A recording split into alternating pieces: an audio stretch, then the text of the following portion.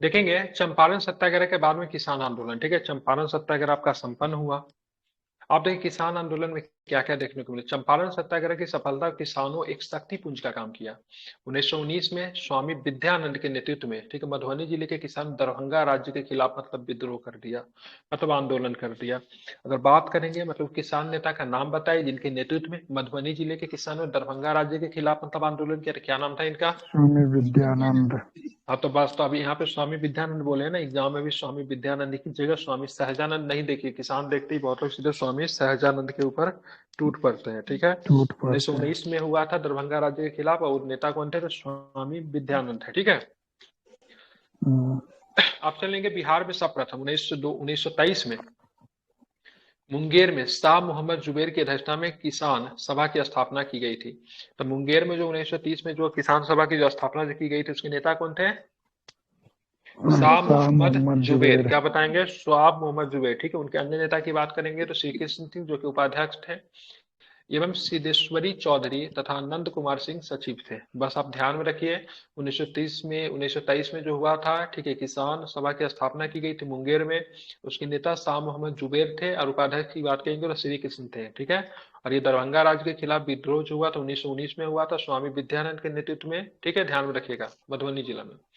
आप चलेंगे 4 मार्च 1928 को पटना में, ठीक है, बिहटा में स्वामी सदानंद सरस्वती ने किसान सभा की औपचारिक रूप से स्थापना की, ठीक है।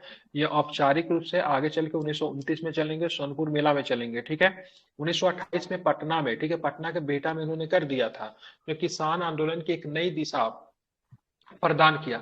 स्वामी सदानंद किसान आंदोलन के मूल अनुप्रेरक बन गया, मरते दम तक उनके जीवन का लक्ष्य यही रहा। अब चलते हैं 1929 में, जो हमसे क्वेश्चन पूछा जाता है, हरिहर क्षेत्र का मेला सोनपुर मेला को कहते हैं। यहाँ पे सबसे पहली बार बिहार में एक प्रांतीय किसान सभा का गठन किया गया, ठीक है, ध्यान रखेंगे। तो प्रांतीय किसान सभा का गठन, ठीक है, कहाँ पे किया गया, क्या बताएंगे? हरियर क्षेत्र सोनपुर में। में। बिल्कुल, सोनपुर मेला में, हरिहर क्षेत्र मेला में किया गया, ठीक है। स्वामी सहजानंद एवं उसके अध्यक्ष बने, ठीक है। तो स्वामी सहजानंद जो थे उनकी उसके अध्यक्ष थे, श्री कृष्ण सिंह उनके सचिव थे, और श्री यमुना कार्की, ठीक है, श्री यमुना कार्की, गुरु सहाय लाल, कैलाश लाल उनके प्रमंडलीय सचिव थे। तो ये सब नहीं ध्यान में रखना है आपको, ध्यान में रखना 1929 में हरिहर क्षेत्र में प्रांतीय किसान सभा का जो गठन किया गया, उसके अध्यक्ष कौन थे, तो क्या बताएंगे? स्वामी सहजानंद। स्वामी सहजानंद। बिल्कुल, स्वामी सहजानंद, ठीक है, ध्यान रखो उसके अध्यक्ष बने हैं। तथा श्री कृष्ण सिंह जो थे उनके क्या थे, तो उनके मतलब क्या थे, तो ध्यान में सचिव। रखें, सचिव थे, सचिव। ठीक है। इतना आपको ध्यान में रखना है। अब हम चलेंगे सरदार वल्लभ भाई पटेल ने 1929 में बिहार की यात्रा की, इसे इस आंदोलन को विशेष बल दिया। बिहार की यात्रा की बात करेंगे, पटेल साहब ने 1929 में बिहार की यात्रा की, जिसे इस आंदोलन को मतलब क्या मिला, एक बल मिला, ठीक है। आगे चलेंगे तो किसान आंदोलन के अंतर्गत जमींदारों के अत्याचार के विरुद्ध आवाज उठाने के अतिरिक्त अन्य मांग क्या क्या थी, तो नहर शुल्क में कमी करना, मालगुजारी भुगतान की पक्की रसीद देना, बकासत, ठीक है, बकास्त भूमि को लौटाना, ये सारे मांग जो थे किसानों के थे, ठीक है। तो प्रमुख मांग तो सारे के सारे जमींदार के खिलाफ तो थे ही। किसान आंदोलन मुख्यतः जमींदारों के अत्याचार के विरुद्ध आवाज उठाने के लिए मतलब शुरू हुआ था, लेकिन धीरे धीरे इनकी मांगे जो थी और भी विस्तारित होती गई, जिनमें से नहर शुल्क में कमी करना था, मालगुजारी भुगतान की पक्की रसीद देना, ठीक है, बकासत भूमि को लौटाना, ये सारे के सारे मतलब थे, ठीक है। अब यहाँ पे देखेंगे ये कई बार प्रश्न पूछा और कई बार लोग गलती भी करते हैं। नाहर टैक्स के विरुद्ध आंदोलन काफी उग्र कहाँ पे हो गया था, तो शाहाबाद एवं चंपारण जिला, ठीक है, शाहाबाद एवं चंपारण। शाहाबाद कौन सा शाहाबाद है? ये बाबू कुंवर सिंह का शाहाबाद है, ठीक है, ध्यान में रखिएगा, समझ रहे हैं ना। तो शाहाबाद एवं चंपारण जिलों में नाहर टैक्स के विरुद्ध की बात करें, आंदोलन काफी उग्र था। शाहाबाद जिला कांग्रेस कमेटी ने नाहर टैक्स वसूली की जांच शीर्षक पे एक अधिसूचना जारी की थी, ठीक है। तो ध्यान में, नाहर टैक्स के लिए जो आंदोलन के काफी विरुद्ध, नाहर टैक्स के विरुद्ध मतलब काफी मतलब उग्र आंदोलन कहाँ पे चला था, शाहाबाद और चंपारण जिला में। बिल्कुल, अब यहाँ पे देखेंगे इसी मांग को लेकर, ठीक है, किसी कृष्ण सिंह, अब्दुल बारी सिद्दीकी, अब्दुल बारी पूरा नाम है, सिद्दीकी नहीं, ठीक है, बलदेव सहाय, किसानों की उचित मांगों के लेकर, ठीक है, शाहाबाद गए, ठीक है। दो स्थानीय कांग्रेसी नेता गुप्तेश्वर पांडे एवं विध्यांचल के साथ उन्होंने जिला के विभिन्न स्थानों की यात्रा की। तो गुप्तेश्वर पांडे और विध्यांचल की बात की, दोनों के दोनों कांग्रेसी नेता थे नाहर टैक्स के विरुद्ध। इन्हीं के साथ मतलब श्री कृष्ण सिंह, अब्दुल बारी, बलदेव सहाय, इस सभी ने मिलकर मतलब क्या कि यात्रा की, ठीक है। ध्यान रखिए, नाम इंपोर्टेंट है, क्योंकि बिहार के अगर पढ़ेंगे तो उसमें नाम बहुत मैटर आपको करता है, नाम आपको याद रखना चाहिए, ठीक है, समझ गए। आगे चलेंगे तो किसान आंदोलन एवं कांग्रेस की गतिविधियों को कमजोर करने के लिए अंग्रेजों ने समर्थन से बनी बिहार के जमींदार संगठनों ने सितंबर 2032 में रांची में यूनाइटेड पॉलिटिकल पार्टी बनाई। अब यहाँ पे मतलब किसान अपना पार्टी बना रहा था, तो यहाँ पे जमींदार भी चुप नहीं रहने वाला, तो उन्होंने भी अपना क्या किया, पार्टी बना लिया। तो किसान आंदोलन एवं कांग्रेस की गतिविधियों को कमजोर करने के लिए अंग्रेजों के समर्थन से बनी, तो अंग्रेजों के समर्थन से बिहार जमींदार संगठन ने सितंबर 1932 में रांची में यूनाइटेड पॉलिटिकल पार्टी बनाई। समझ रहे हैं ना, एक तरफ जमींदार का विरोध दबे पांव से ही कहे, लेकिन कांग्रेस भी तो कर रही थी। हालांकि कांग्रेस के ऊपर ये भी इल्जाम लगते रहा कि जमींदारों की पार्टी थी, क्योंकि बड़े बड़े जमींदार कांग्रेस में बैठे हुए थे। दूसरी बात अगर बात करेंगे तो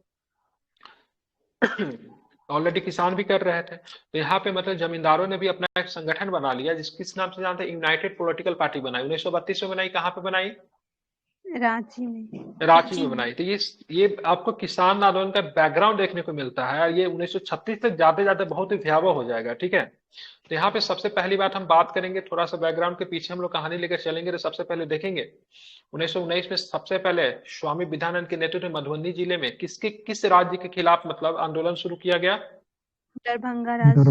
बिल्कुल ध्यान में इसको रखिए, क्या तो दरभंगा राज्य याद रखिए, क्या ध्यान में रखिएगा, दरभंगा राज्य। ठीक है, ये हो गया। आप चलेंगे बिहार में शपथ 1923 में मुंगेर में, ठीक है, किसकी अध्यक्षता में किसान सभा की स्थापना की गई, क्या बताएंगे, बिल्कुल शाह मोहम्मद जुबैर का नाम ध्यान में रखेंगे। इसके उपाध्यक्ष बनाया गया था, क्या बताएंगे, उपाध्यक्ष श्री कृष्ण। बिल्कुल ठीक है। अब बात करेंगे मतलब एक पूछा जाएगा आपसे, ठीक है, स्वामी सहजानंद सरस्वती ने, ठीक है, औपचारिक रूप से, ठीक है, किसान आंदोलन को एक नया दिशा कब प्रदान किया, ठीक है, किसान सभा की स्थापना करके, बिल्कुल ठीक है। अगर औपचारिक रूप से पूछेगा तो 4 मार्च 1928 कीजिएगा, विधिवत रूप से कहेगा तो सीधे चलेंगे कौन से मेला में चलेंगे, सोनपुर मेला। बिल्कुल सीधे सोनपुर मेला में चलेंगे। ठीक है, सोनपुर मेला में चलेंगे, और ये हरियर क्षेत्र का मेला सोनपुर मेला कहते हैं। ठीक है, यहाँ पे प्रांतीय किसान सभा की स्थापना की गई, जिसके अध्यक्ष कौन थे, तो क्या बताएंगे, स्वामी सहजानंद। बिल्कुल स्वामी सहजानंद सरस्वती की बात करें, इसके अध्यक्ष थे। उपाध्यक्ष कौन बनाए गए, तो क्या बताएंगे, श्री कृष्ण। सॉरी उपाध्यक्ष नहीं थे, सचिव सचिव बने थे। ठीक है, कौन थे, श्री कृष्ण सिंह जो थे इसके सचिव बने थे। किसान आंदोलन को देखते हुए, ठीक है, सरदार वल्लभ भाई पटेल ने कब मतलब यहाँ पे बिहार की यात्रा की, 1929 में किया गया। ठीक है, बिल्कुल ठीक है। किसानों की मांग क्या क्या थी, तो एक जमींदार के अत्याचार के अलावा नहर शुल्क में कमी, मालगुजारी भुगतान की पक्की रसीद मिलनी चाहिए, ठीक है, बकासत भूमि मतलब क्या होना चाहिए, लौटाना चाहिए। ठीक है, ध्यान में रखेंगे। बात करेंगे शाहाबाद एवं चंपारण में क्या था, तो नहर टैक्स के लेकर मतलब कैसे आंदोलन हुआ, ठीक है, तो ध्यान में रखिए, यहाँ पे उग्र आंदोलन आपको देखने को मिलते, कहाँ कहाँ पे देखने को मिले, शाहाबाद और चंपारण जिला। बिल्कुल ठीक है, तो ध्यान में रखिएगा शाहाबाद और कौन से जिला में, तो यहाँ पे कौन सा शाहाबाद है, कौन था, चंपारण जिला, चंपारण में। ठीक है, ध्यान में रखेंगे। और इसी को देखते हुए किस किस नेता मतलब वहां पे गए, बिल्कुल वहां पे जाते श्री कृष्ण सिंह जाते हैं, अब्दुल बारी और बलदेव शाह जाते हैं। ठीक है, शाहाबाद गए से भाई साहब डिमांड क्या है, ठीक है, वहां पे किन 2 स्थानीय नेताओं ने इनको मदद किया, गुप्तेश्वर पांडे और ये बकासत भूमि क्या किस प्रकार, मैंने आपने हमसे पूछा नहीं थे, बकासत भूमि जो मैंने आपको बोल दिया, बकासत भूमि के बारे में जानकारी है, किस तरह की भूमि होती थी बकासत भूमि, इस्माइल बताइए क्या होता है बकासत भूमि, पता नहीं सर। वो भूमि होती थी, बकासत भूमि वो होती थी सर, जो जैसे दीकुओ जो बाहर के लोग आते थे ना, और वो भूमि को अपने कब्जे में ले लेते थे। बकासत भूमि आम भूमि के जैसा ही नहीं, बकासत भूमि आम भूमि के जैसा ही होता था, ठीक है, लेकिन किराया अगर आपने उस भूमि का नहीं चुकाया तो जमींदारों के द्वारा कब्जा कर ली गई थी। ठीक है, एक कब्जा वाली भूमि होती थी, मतलब भूमि का अगर आपने रेवेन्यू अगर नहीं चुकाया, जो कि यहाँ पे जमींदारी चलती थी ना, जमींदारी में क्या फिक्स रेवेन्यू देना पड़ता था कि नहीं देना पड़ता था, और वो मतलब ब्रिटिश सरकार, वो जमींदार क्या करता, उसको वसूल करके ब्रिटिश सरकार को देती थी कि नहीं देती थी, तो किसान जो पैसा देगा वही पैसा को तो जमींदार ब्रिटिश सरकार को देगी ना। जब किसान जब पैसा नहीं देता था, ठीक है, फसल खराब हो जाए कुछ भी हो जाए, डजंट मैटर, फिक्स है, तुमको देना पड़ेगा ये, ठीक है, अगर नहीं देता तो वैसे भूमि को जमींदार कब्जा कर लेता, तो वैसे भूमि को बकासत भूमि कहते थे, कब्जे वाली भूमि थी। ठीक है, समझ गए, मालगुजारी भुगतान कहते हैं। हाँ वही मालगुजारी भुगतान, उसी के लिए भी मालगुजारी का भुगतान नहीं होने पर मालगुजारी के भुगतान की पक्की रसीद देना, ये भी इसका डिमांड था। ठीक है, अब चलेंगे किसान आंदोलन को कांग्रेस की गतिविधियों को कमजोर करने के लिए अंग्रेजों के समर्थन से जमींदारों ने कौन सा संगठन बनाया, यूनाइटेड पॉलिटिकल पार्टी। बिल्कुल, यूनाइटेड पॉलिटिकल पार्टी बनाई। कब बनाई यूनाइटेड पॉलिटिकल पार्टी, कब बनाई? 1932 रांची में। 1932 में बनाई। कहाँ पे बनाई? रांची में। रांची। रांची में। इतना तथ्य आपको याद रखने, ठीक है। आप चलेंगे बिहार में किसान आंदोलन। क्या? तो बिहार में किसान आंदोलन किस तरीके से होता है? तो सबसे पहले हमने बताया आपको तो बिहार प्रांतीय किसान सभा का गठन 17 नवंबर 1929 को, ठीक है, स्वामी सजानंद सरस्वती के द्वारा कहाँ पे किया गया? सोनपुर में। बिल्कुल। चलिए आप दूसरा चलते हैं, ठीक है। तो दूसरा सम्मेलन होता है, ठीक है। दूसरा सम्मेलन सीधे मतलब 29 के बाद 5 साल के बाद, ठीक है, 1934 में पुरुषोत्तम दास टंडन की अध्यक्षता में गया में संपन्न हुआ, ठीक है। इस सम्मेलन में खान अब्दुल गफ्फार खान को अपने भाई के साथ भाग लिया था। खान अब्दुल गफ्फार खान कौन थे? वही United province north west province, NWF। क्या बोलते हैं? NWF, north west provinces. हाँ, ठीक है। बोलते हैं। हाँ, बिल्कुल बिल्कुल, ठीक है। वही मतलब अफगानिस्तान, ईरान और मतलब पाकिस्तान से सीमा जो साझा करता था, ठीक है। क्या बलूचिस्तान वगैरह के इलाका था, वहीं के नेता थे खान अब्दुल गफ्फार खान, इनको फ्रंटियर गांधी के नाम से जाना। वो इसमें भाग लिए थे। ये प्रश्न आपसे पूछ सकता है। तो बिहार के किसान, ऐसे ऐसे बकवास क्वेश्चन पूछने का आदत था बीपीएससी का, इसलिए याद रखिए इसको, ठीक है। कंफ्यूज करने के लिए पूछेगा बिहार के किस किसान सम्मेलन में, ठीक है, खान अब्दुल गफ्फार खान ने अपने भाई के साथ मतलब प्रवेश किया था, मतलब भाग लिया था। क्या बताएंगे? ठीक है, सेकेंड वाला कब हुआ था? 1934 में हुआ था। कहाँ पे हुआ था, क्या बताएंगे? गया में। गया में हुआ था, ठीक है। चलिए अब तीसरा चल देते। तीसरा सम्मेलन फिर 1 साल के बाद हाजीपुर में होता है। कहाँ पे होता है? हाजीपुर में। इसकी अध्यक्षता फिर वही व्यक्ति करेंगे जो कि पहले में अध्यक्षता किए थे। कौन करेंगे? बिल्कुल, स्वामी सहजानंद सरस्वती जो थे, इनकी अध्यक्षता करेंगे, ठीक है। इस सम्मेलन में जमींदारी प्रथा को हटाने का प्रस्ताव पारित किया गया। Point to be noted, important है। किस किसान सम्मेलन में जमींदारी प्रथा हटाने का प्रस्ताव पारित किया गया और स्वीकृत भी हो गया? तो ध्यान रखिए किसमें? तीसरा में, ठीक है। तो मैं अगर आपसे पूछूं पहला कहाँ पे हुआ, क्या बताएंगे? पहला कहाँ पे हुआ? पहला सोनपुर में। सोनपुर मेला। दूसरा कहाँ पे हुआ? दूसरा गया में। तीसरा कहाँ पे हुआ तो क्या बताएंगे? हाजीपुर। बिल्कुल। दूसरा वाला से क्या फैक्ट आपको याद रखने हैं? यहाँ पे इसका अध्यक्ष क्या थे? अपने टंडन भाई साहब इसके अध्यक्ष थे और गफ्फार साहब इसमें आए थे, ठीक है। तीसरा वाला की बात करेंगे, इसमें कौन सा प्रस्ताव पारित किया गया जो स्वीकृत भी हो गया? प्रथा हटाने का बिल्कुल, जमींदारी प्रथा, ठीक है। तो ये सारे फैक्ट आपको क्या रखने, याद रखने, ठीक है। नीतीश जी समझ में आ रहा है? आज आपकी पहली क्लास है ना? Yes sir. ठीक है, कोई डाउट होगा तो बताइएगा, ठीक है। यस सर, अभी तो सुन रहा हूँ सर, जहाँ डाउट होगा मैं बोलूंगा। बिल्कुल। अब यहाँ पे अभी हम लोग प्रांत के ऊपर बात कर रहे थे, ठीक है। लेकिन अब यही किसान आंदोलन के अखिल भारतीय स्तर पे शुरू किया गया, ठीक है। मतलब इसको ना मतलब कि राष्ट्रीय मतलब चीजें मतलब की गई, मतलब इसको राष्ट्रीय स्तर पे शुरुआत की गई। अब हम बात करें बिहार में किसान सम्मेलन जो प्रांतीय स्तर पे था और दूसरे स्टेट में चल रहे थे, ठीक है। तो सभी ने मतलब क्या कि आपस में कोऑर्डिनेट करते हुए बोला सभी लोग क्या करते मिल जाते हैं। जब मिल जाएंगे ना तो अपने प्रांतों के मांग के अलावा भी एक राष्ट्रीय स्तर पे मांग को रखेंगे जो कि ज्यादा प्रभावित करेगी, ठीक है। तो इसीलिए क्या होता है ना 1936 आता है, ठीक है। 1936 में बात करेंगे तो अखिल भारतीय किसान सभा की स्थापना की गई। यह स्थापना कहाँ पे की गई? लखनऊ में। लखनऊ में की गई, ठीक है। ध्यान रखिए, जिसमें स्वामी सहजानंद सरस्वती को अध्यक्ष, प्रोफेसर, ठीक है, NG रंगा को महासचिव बनाया गया। ये ऑलरेडी एक किसान प्रांतीय सभा को लीड कर रहे थे साउथ में। कहाँ पे कर रहे थे?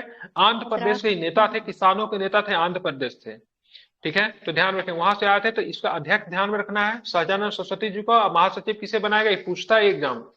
जी सर, प्रोफेसर बिल्कुल, ठीक है, रंगा साहब को बनाया गया था, ठीक है। ध्यान रखो 1936 में कहाँ पे हुई थी अखिल भारतीय किसान सभा की नींव? कहाँ पे रखी गई थी? लखनऊ में, ठीक है। ध्यान रखेंगे। अब यहाँ पे देखेंगे, अब जाके कांग्रेस जागता है, ठीक है। किसान सभा संगठन को बिहार के गांव में फैलाने में स्वामी सहजानंद सरस्वती को कार्यानंद शर्मा, राहुल संकीर्त्यान, पंचानंद शर्मा, यदुनंदन शर्मा जैसे बहुत से वामपंथी नेताओं का सहयोग मिला, ठीक है। ये थोड़ा कम्युनिस्ट नेता थे और कम्युनिस्ट लोग तो हालांकि दो कंडीशन कम्युनिस्ट, एक तो मजदूरों की पार्टी थी कम्युनिस्ट और दूसरा मतलब बात के किसानों को भी हित की काम करती थी। हालांकि उसका मुख्यतः मजदूर के लिए ही मतलब कम्युनिस्ट बना था, लेकिन किसान के लिए भी आगे चल के आपको काम करना शुरू करिए। सारे के सारे कम्युनिस्ट नेता थे, वामपंथी नेता थे, ठीक है। सबने मतलब सहयोग किया।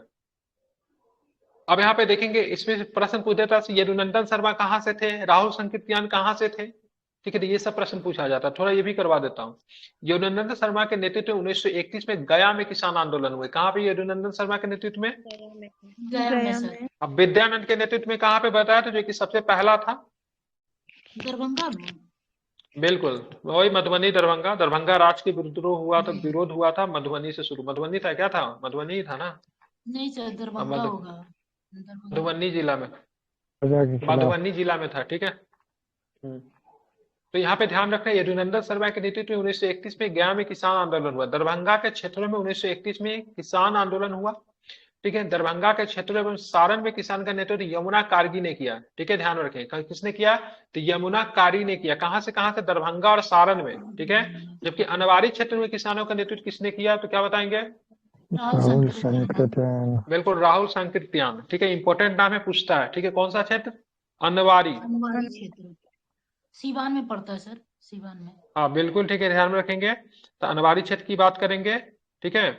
तो शिवान में पड़ता है, कहाँ पे, शिवान की तरफ पड़ता, उस समय था, अभी क्या पता इसका नाम वगैरह चेंज हो गया होगा, दूसरा होगा, लेकिन अनवारी जो है आई थिंक सिवान में ही पड़ता है, ठीक है।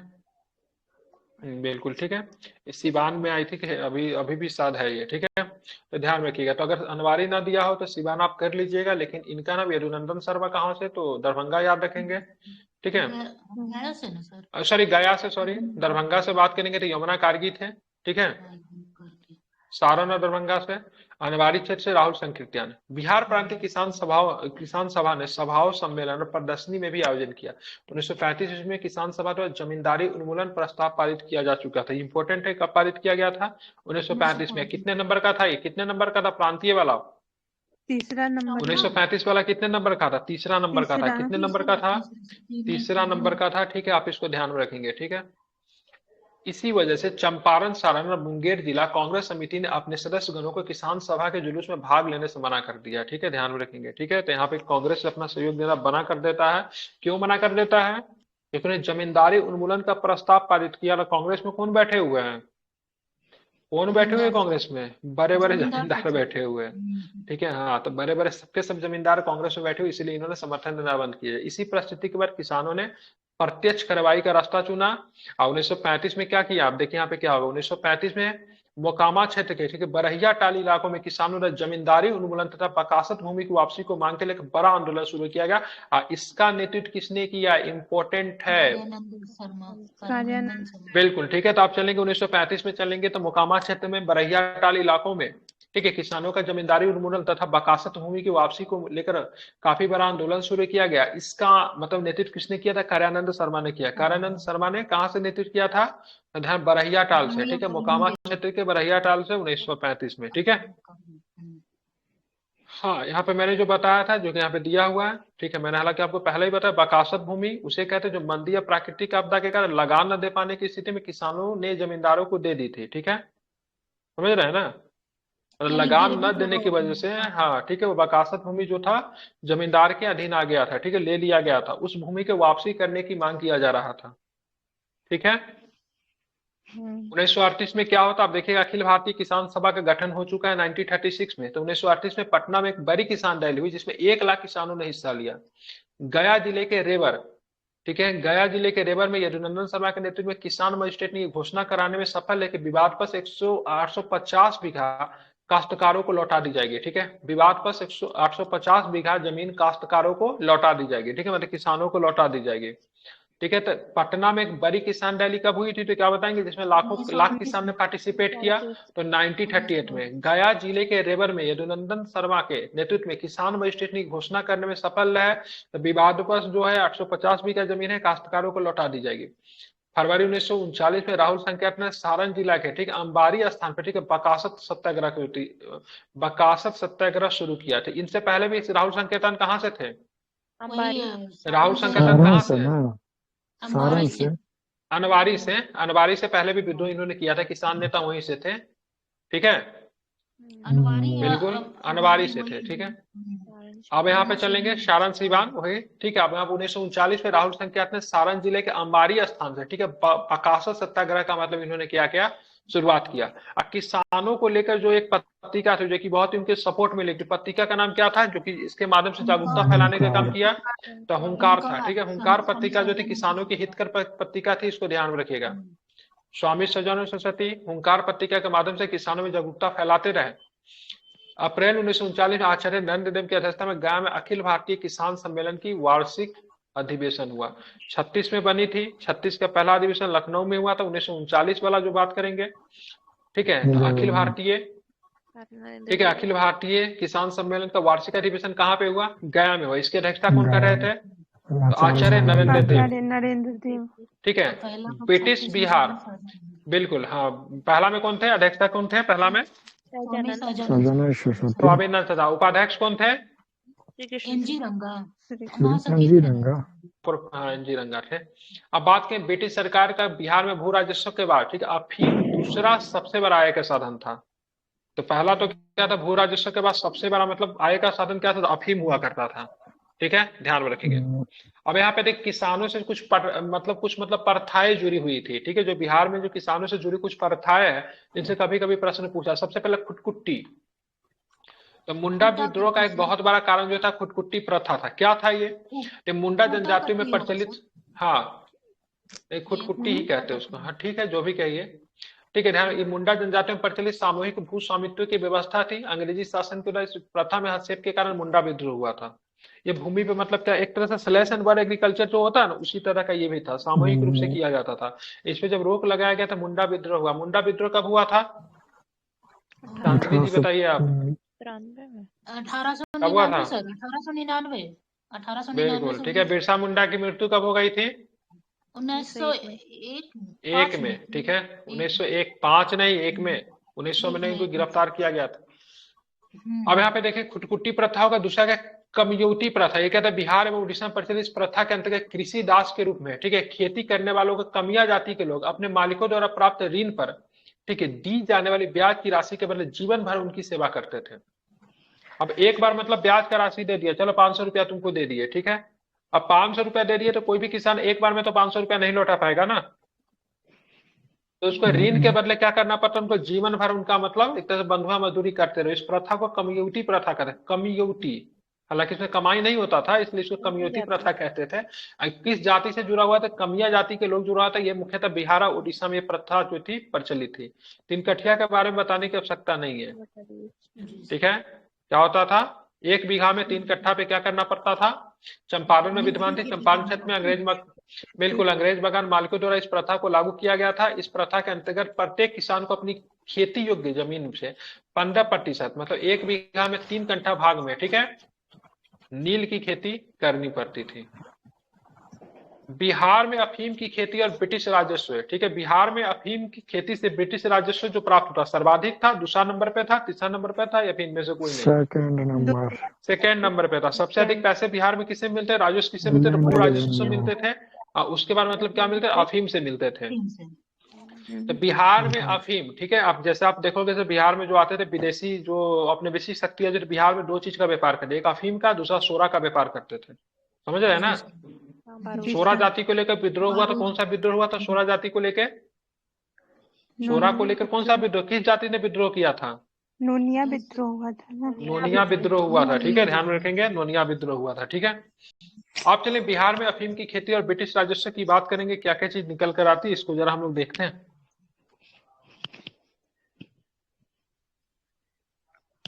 तो बिहार में अफीम की खेती मुगल बादशाह अकबर के समय प्रारंभ हुई। कब हुई? तो मुगल बादशाह अकबर के समय अफीम की खेती प्रारंभ होती है। पारंपरिक रूप से कोयरी जाति के किसान इसकी खेती करते थे। ठीक है, अभी भी ये जाति आपको देखने को मिलेगी। कोयरी जाति के किसान मुख्यतः खेतिहर जाति होते हैं ये। ठीक है, अभी भी सब्जी वगैरह खूब उगा लेते हैं। ठीक है, तो कोयरी जाति के किसान जो थे इनकी खेती करते थे। औपनिवेशिक बिहार में पूर्वी भारत कंपनी के अधीन करीब 5 लाख बीघे में अफीम की खेती की जाती थी। किसानों को इसके लिए नगद दिया जाता था और सारा माल कंपनी को देना पड़ता था। इस तरह गांव में जिले स्तर पर ढांचा तैयार किया जाता था। ठीक है, जिसका मुख्यालय पटना था, जहां अफीम की फैक्ट्री थी, जिसे अफीम के, ठीक है, केक बनाए जाते थे। और ये अफीम कहाँ जाएगा? इंग्लैंड जाएगा। कहाँ जाएगा अफीम? ये अफीम को चीन भेज दिया जाता था। कहाँ पे भेज दिया जाता था?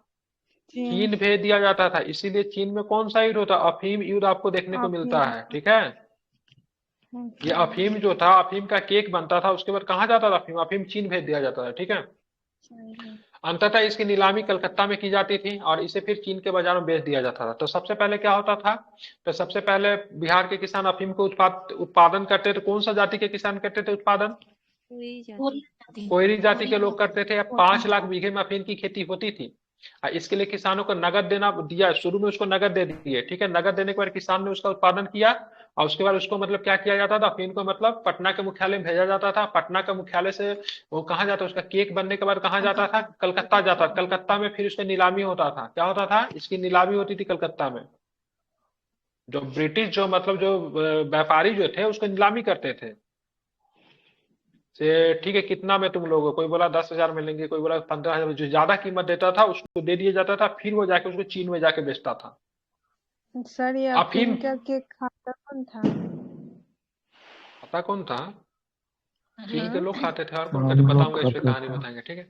अफीम भू राजस्व के बाद बिरातनी सरकार की, ठीक है, आमदनी का दूसरा प्रमुख स्रोत है। इसे बिहार की एक बड़ी भागीदारी थी। बिरातनी अफीम के बदले चीनियों से चाय और चांदी लिया करते थे। मैं बताऊंगा इसका क्या कहानी था। बिरातनी अफीम और चीनी चाय के वर्चस्व को लेकर, ठीक है, 1840 में बिरातनी युद्धपोतों ने चीन के पर्ल रिवर डेल्टा में युद्ध छिड़ किया, जो चीन इस बिरातनी हमले के घुटने टेक दिए। अब ये पूर्वी देशों के साथ जब व्यापार करते थे, जिनके साथ सबसे बड़ा इशू क्या था, पूर्वी देशों को दे क्या। जब चीन से जब ये लोग मिलने गए तो चीन तो पहले इनसे व्यापार करने की अनुमति ही नहीं दिया, क्योंकि अपने आप को बहुत बड़ा श्रेष्ठ समझते थे। उन लोगों को पता ही नहीं था ब्रिटिश कौन होता है। जब वहां पे चीन की संपन्नता जब इन्होंने देखी, चाय और मतलब वहां से मतलब चाय था, एक और क्या था, चाय चाय और क्या था एक, चांदी। हाँ ठीक है, चाय की बात करेंगे। और वहां से इस चीज का एक किसका क्या रेशम का व्यापार वगैरह होता था। तो उनके बदले में दे क्या, तो चीन के पास तो सब कुछ था, उनके बदले में ब्रिटेन से क्या लेगा, कुछ नहीं लेगा। तो उनके बदले में जो व्यापार जो होता था, सोना और चांदी से व्यापार होता था। लेकिन सोना और चांदी का व्यापार करने का सबसे बड़ा प्रॉब्लम ये था, सोना चांदी सीमित में था। बहुत बड़ा सोना चांदी निकल जाता था। इनका इन लोगों ने सोल्यूशन ढूंढा से कैसे करे, चीन के साथ व्यापार करने का क्या है, होना चाहिए। चीन तो हमारे लिए बहुत इंपॉर्टेंट, लेकिन उनके लिए व्यापार क्या करे। तो उन्होंने देखा कि चीन की एक बहुत बड़ी जनसंख्या जो है ना, बेरोजगार है, कुछ करते नहीं है। वैसे जनसंख्या की इन्होंने क्या किया, वैसे जनसंख्या की इन्होंने मतलब क्या, अफीम की लत लगा दी। अब अफीम के लत लग जाने से चीन से बहुत बड़ी संख्या में क्वाइंस जो होता था, सिक्का जो होता था, वो मतलब मार्केट से बाहर निकल जाता था। अब जो यहाँ से बहुत बड़ा राजस्व आना शुरू हो गया अफीम से। और जो अफीम से जो पैसा जो आता था, उसी पैसा को मतलब निकाल के इन्होंने चीन के साथ व्यापार करना शुरू किया। और मुख्यतः जो मतलब वेस्टर्न कंट्री जो थे, वेस्टर्न देश जो थे, ब्रिटिश ब्रिटिश कंपनियां जो थी, और मुख्य रूप से किनसे उनको मुक्ति मिल गई, क्या चीज से मुक्ति मिल गई, तो उनको मतलब आप किसी भी प्रकार का सोना और चांदी अब उनको नहीं देना पड़ता था। अफीम देते थे, अफीम के बदला क्या करते थे, तो वहां से चाय खरीद लिए, रेशम खरीद लिए, जो भी जरूरत का चीज था वो खरीद लिए। तो मतलब वहीं से मतलब कमाया और वहीं से मतलब खरीद के मतलब काम चला रहे हैं। ब्रिटिश कंपनियां के जो पैसे जो थे अब क्या है, सुरक्षित है। अब वहां पे जब वहां पे मांचू राजवंश का शासन था, अपने आप को बहुत श्रेष्ठ समझता था, अभी भी चीनी अपने आप को बहुत श्रेष्ठ समझते थे। उनको जब ये चीज पता चला तो उन्होंने वहां पे एक चीनी ऑफिसर को गठित करता, नाम मुझे याद नहीं, ली शायद नाम था उसका। वो मुख्यतः अफीम को लेकर ही मतलब उस अधिकारी की नियुक्ति की। अफीम वार होता बहुत ही बुरी तरीके से 1840 में, ठीक है। चीनी सरकार मतलब पराजित होती है, ठीक है। उसके बाद उनको शर्त करना पड़ता है, अफीम की व्यापार करने के लिए उनको देना पड़ता है। एक पोर्ट अलॉट कर दिया जाता है, इस पोर्ट पे बंदरगाह पे पुटिज अफीम किया जाएगा, अफीम का व्यापार किया जाएगा। किसी भी तरह का रोक टोक नहीं, युद्ध हट जाने के रूप में बहुत बड़ी राशि भी दी जाती है, क्योंकि चीनी अधिकारी ने बहुत सारा अफीम का पेटी को मतलब समुद्र में फेंकवा दिया था, ठीक है, समझ रहा है ना। तो इस बोस्टन टी पार्टी का जैसा है ना सर? बोस्टन टी पार्टी वाला दूसरा घटना हो गया। बोस्टन टी पार्टी की उसमें घटना चाय पहले का घट चाय चुकी में थी, से ठीक है। फंसवा दिया था हाँ, ना। ये चीनी अधिकारी जो नियुक्त किया गया था बंदरगाह को देखने के साथ, कैप्टन ली नाम उसका था, बहुत वरिष्ठ, बहुत ही सीनियर, बहुत ही सिंसियर ऑफिसर था, ठीक है। उसने मतलब ब्रिटिश को बहुत तंग किया।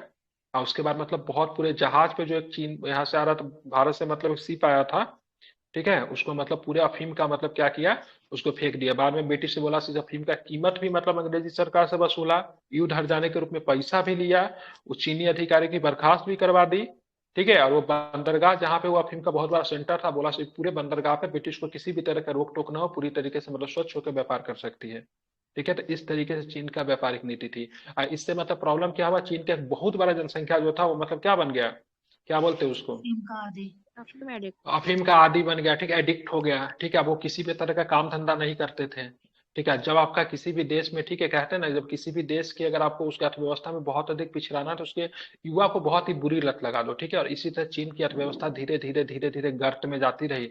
अब बाद में ऐसा मतलब स्थिति होगा जैसे चीन में जापान जैसा छोटा देश से चीन हार जाता है, मंचूरिया में 1931 में होता है, अमेरिका चला आता, उधर से फ्रांस चला आता, उधर से अमेरिका, उधर से ब्रिटेन चला आता, लेकिन चीन कभी भी आर्थिक रूप से मतलब गुलाम था, ठीक है, राजनीतिक रूप से हमेशा स्वतंत्र था। इन लोगों ने एक नया थ्योरी दिया, कट द चाइनीज लेमन, ठीक है, मतलब चीनी तरबूजे को काटो, ठीक है। चारों क्षेत्र इन लोगों ने व्यापार के लिए बांट लिया और चीन का शोषण होता रहा, लेकिन बाद में जाके वहां पे एक बहुत बड़ा नेता निकलता है जो सन्यात सेन, जो कि 1911 में चीनी क्रांति की शुरुआत होती है। और ये स्थिति लगभग कब तक बनी रहेगी? 1948 तक बनी रहेगी, माओ के आने तक, ठीक है। चीन को मुख्य रूप से स्वतंत्रता 1948 में मिलती है, ठीक है। तो कहीं ना कहीं से अफीम जो था बहुत बड़ा पॉलिटिक्स का सेंटर बन के आपको निकलता है, ठीक है। इसका सेंटर बिहार हुआ करता था। आई थिंक क्लियर हो गया आप?